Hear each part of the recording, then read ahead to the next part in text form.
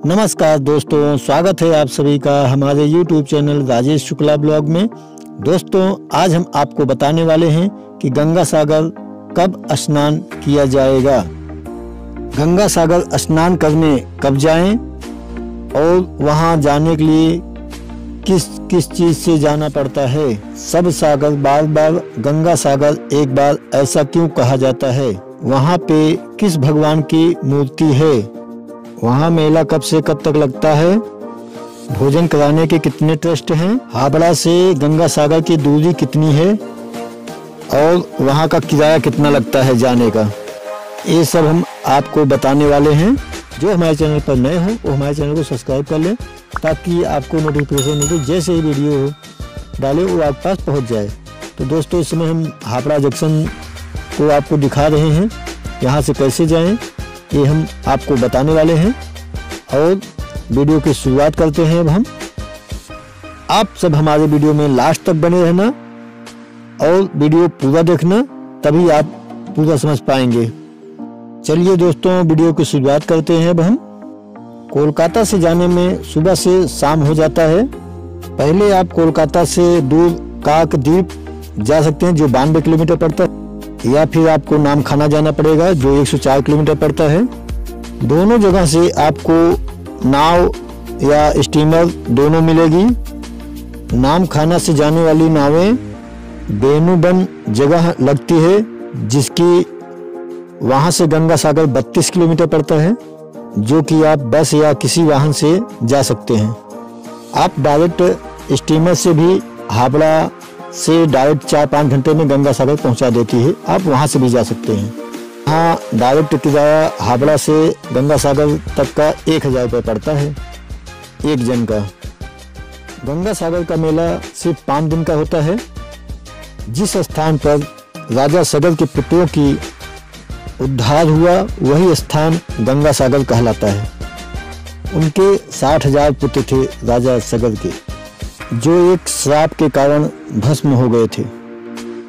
गंगा सागर की कहानी हम आपको बताता हूँ कि कैसे यहाँ 60,000 पुत्रों का उनके भस्म हो गए थे। कहा जाता है कि रामायण कथा के अनुसार राजा सगर अयोध्या के राजा थे। उन्होंने एक बार अश्वमेध यज्ञ किया था।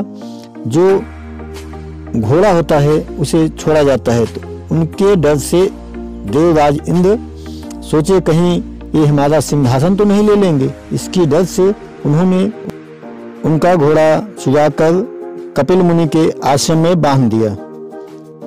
राजा सगर के 2 रानियां थीं, केसनी और सुमिति। केसनी का एक पुत्र था जिसका नाम असमंजस था, और सुमिति के 60,000 पुत्र थे। जो असमंजस था वो बहुत उदंड था, वह प्रजा को बहुत कष्ट देता था, इसलिए सगर ने उसे अयोध्या से निकाल दिया था।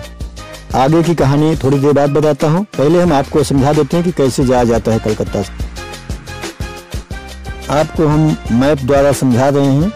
ये हावड़ा से आप पकड़ेंगे, बस पकड़ो या कोई भी आप पकड़ते हैं, कोई भी सवारी आप पकड़ सकते हैं। आप बस पकड़ोगे तो ज़्यादा ठीक रहेगा। आपको वहाँ से लाकर यहाँ आपको देखो नीचे चल रहे हैं, हम आपको बताते हैं। ये खसकते हुए आप देखिए, मैप द्वारा आपको समझा रहा हूँ।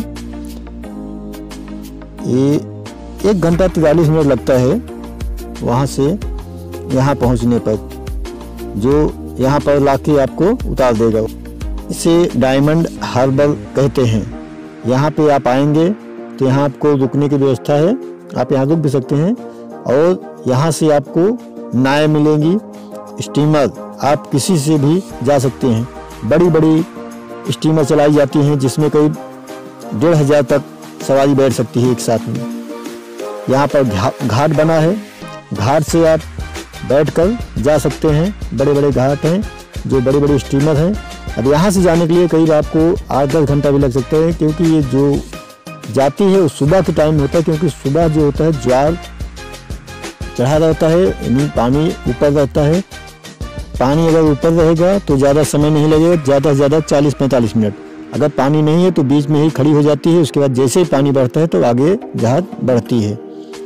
इसके लिए यहाँ पर अगर टाइम से लेट हुआ तो जहाज़ें रुक जाती हैं। जब तक पानी का बहाव तेज नहीं होता तब तक आगे जहाज नहीं जाती, वो भी हवा का रुख देख कर चलती हैं। आप स्टीमर से, जो बड़ी बड़ी स्टीमर होती हैं, आप बाइक भी लेकर जा सकते हो वहाँ से, या कोई छोटी गाड़ी आप लेकर जा सकते हो वहाँ तक, क्योंकि उस पर चढ़ाकर लेकर जाया किया करते हैं लोग, जो वहाँ के लोकल लोग रहते हैं वो जाते जाते हैं। पेटी से चेमागुड़ी किराया 75 रुपया। सागर मेला बस स्टैंड की दूरी 11 किलोमीटर वहाँ से है। बस का किराया हावड़ा से नाम खाना 65 रुपया, आउट राम खाना से नाम खाना तक 65 रुपया किराया है, जो प्लॉट नंबर 8 तक पहुँचाता है। कच्चू बेड़िया से गंगा सागर 30 रुपया किराया है।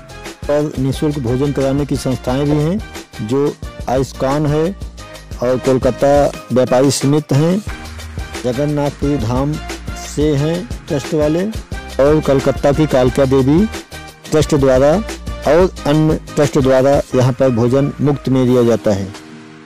यहाँ पर उतरने के बाद फिर 11 किलोमीटर आप जा सकते हैं किसी भी सवारी से। यहाँ पर लोग अपनी बाइक भी लेकर आते हैं, जिससे पसंद रहता है, या फिर गाड़ियाँ रहती हैं, ऑटो आप यहाँ से गंगा सागर के लिए जा सकते हैं। ये ऐसे ही नज़ारा लगता है जब पूरा जल भरा रहता है, तो ऐसे ही आपको दिखाई देगा, जो एक टापू पे बसा हुआ है। यहाँ पर जब सूर्य मकर राशि में प्रवेश करते हैं, धनु राशि से मकर राशि में प्रवेश करते हैं, तब पूरा जो यहाँ का दृश्य पूरा खाली हो जाता है और फिर मेला लग जाता है। अब हम राजा सगर के 60,000 पुत्रों की, जो अकस्मात श्राप के कारण मृत्यु हो गई थी, उनके कहानी बताने वाले हैं। जैसे ही 60,000 पुत्र कपिल मुनि के आश्रम में आते हैं और देखते हैं कि घोड़ा वहीं पर बंधा हुआ है, तब वो लोग जो 60,000 पुत्र थे, वो लोग सब कपिल मुनि को उल्टा सीधा बोलने लगते हैं। तभी कपिल मुनि क्रोधित होकर उन्हें श्राप दे देते हैं कि जाओ, तुम अभी इसी समय भस्म हो जाओगे। उसी समय उन सब की मृत्यु हो जाती है। जब काफ़ी समय तक कोई पुत्र न लौट कर आया तो राजा सगर बहुत चिंतित हो गए। उन्होंने अपने पौत्र अंशुमान को बुलाया, जो असमंजस के पुत्र थे।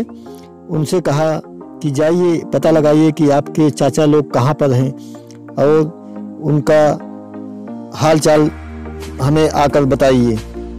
अंशुमान प्रणाम करके वहाँ से जाते हैं और घूमते घूमते बहुत दूर तक चले जाते हैं। इसे ढूंढते ढूंढते वहाँ पर जब कपिल मुनि के आश्रम में पहुँचते हैं तो देखते हैं वहाँ पर बहुत सी अस्थियाँ पड़ी हुई हैं और राख पड़ा हुआ है, तो वो बहुत चिंतित हो जाते हैं। वहीं पर घोड़ा बंधा देखे तो समझ गए कुछ जरूर हुआ है, तो उन्होंने तुरंत कपिल मुनि के पास गए और प्रार्थना की कि हे गुरु, आप बताइए हमारे चाचाओं की ये सब कैसी दशा हो गई है। वो प्रार्थना करने के बाद तब गुरु प्रसन्न हुए। उन्होंने कहा ये लोग ऐसे ऐसे किए, सब पूरी कहानी बताए। तब उसके बाद उन्होंने कहा कि एक तरह से इनका उद्धार हो सकता है, अगर गंगा पृथ्वी पर आ गई तो इन सब का उद्धार हो सकता है। तो अंशुमान वहाँ से चले आए। तब अंशुमान के पुत्र दिलीप ने तपस्या की और वो गंगा को पृथ्वी पर लाने में असमर्थ रहे। तब दिलीप के पुत्र भागीरथी ने प्रयास किया और वो सफल रहे।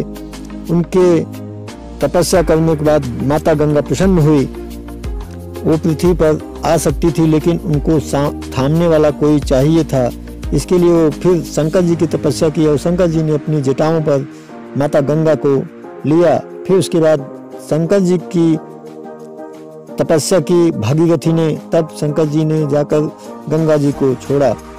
तब राजा भागीरथी जिधर जिधर से गए उधर उधर से गंगा माता पीछे पीछे आती गई, और जैसे ही वो गंगा सागर में पहुँचे, उनके जितने पूर्वज थे वो सब का उद्धार हो गया। और तभी से यहाँ माना जाता है कि जो भी स्नान करने के लिए आता है उसका यहाँ उद्धार हो जाता है। कहते हैं सब सागर बार बार, गंगा सागर एक बार। आप हजारों बार तीर्थों पर जाकर स्नान करके आएँ, आपका उद्धार नहीं होगा, लेकिन यहाँ एक बार अगर आ गए तो आपका उद्धार जरूर हो जाएगा। यही मान्यता है। इसके लिए लोग यहाँ पर दूर देश से आते हैं और करीब कई लाख लोग यहाँ पर नहाते हैं एक साथ।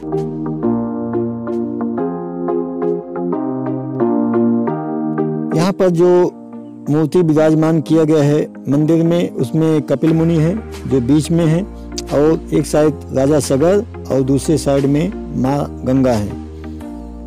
यह गंगा सागर के किनारे बनाया गया। पहले थोड़ा अंदर था, करीब 600-700 मीटर अंदर था, लेकिन वो मंदिर डूब गया था। कभी कभी तो मंदिर 2-3 साल में एक बार दिखाई देता था, इसके लिए वहाँ से थोड़ा दूर बना दिए हैं, जो कि ये माघ मेले में ही लगता है यहाँ पर मेला, और बहुत भीड़ होती है यहाँ पर। दोस्तों अब यहीं पर हम वीडियो को अपना विराम देता हूँ। दोस्तों आपको हमारा वीडियो कैसा लगा आप हमें कमेंट करें, वीडियो को लाइक करें, शेयर करें अच्छा लगा हो तो। दोस्तों ऐसी जानकारियाँ हम आपको देते रहेंगे। आप हमारे चैनल पर बने रहना। जो हमारे चैनल पर नए हो वो हमारे चैनल को सब्सक्राइब जरूर कर देना, ताकि आपको नोटिफिकेशन मिलती है जैसे वीडियो डाले वो आपके पास पहुँच जाए। चलिए।